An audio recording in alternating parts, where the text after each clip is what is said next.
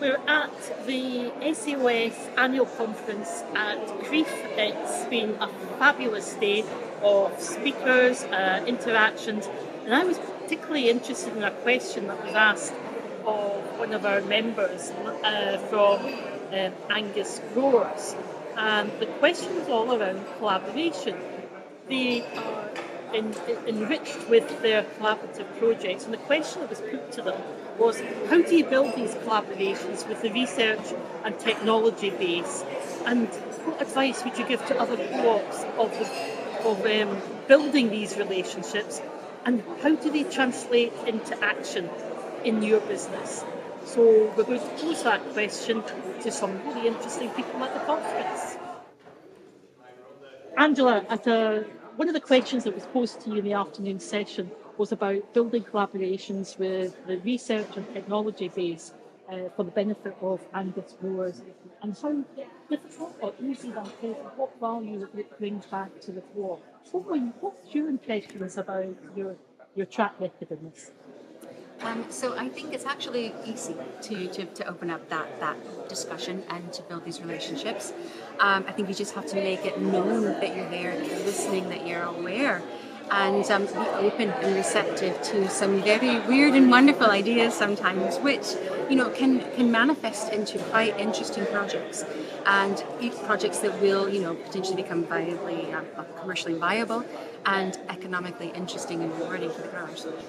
Lorna, in your role at Safari, what role do you play in this facilitation process of connecting our co-ops with the amazing academic expertise that you represent from all your scientists?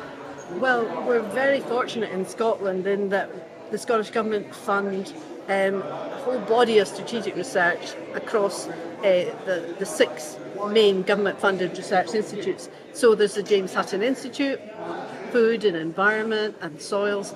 There's the RAU on Food and Health and Nutrition, SRUC on livestock farming systems. There's also Morden and Edinburgh on animal welfare, and then there's RBGE and BIAS doing statistics.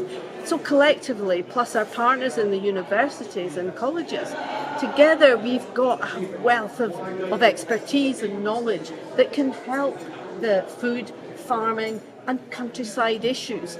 And I think by developing the trusted relationships between the growers, the farmers, the growers, the crofters as well, we can help deliver what is the research that's relevant and is appropriate right now, that's near industry, but also that we're developing medium-term solutions to problems that might crop up in the future. And that's the value of that long-term research and the value of the underpinning work that we do in all these institutes.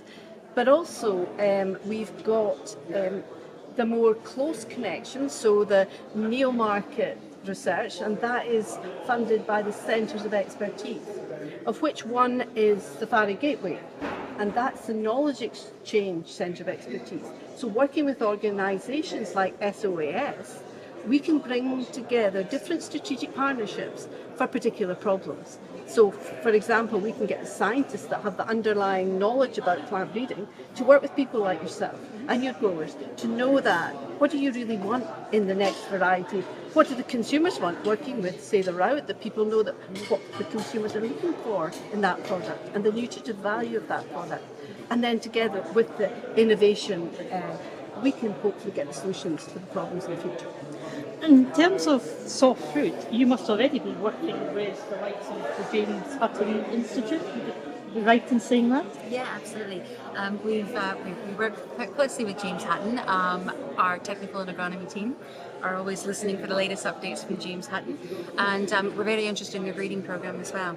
So we have done previous work with James Hutton on how we can use food waste. So food waste, how to valorize our food waste, and how we can make waste profitable. So it's very exciting times, and they're a very good institute to work with.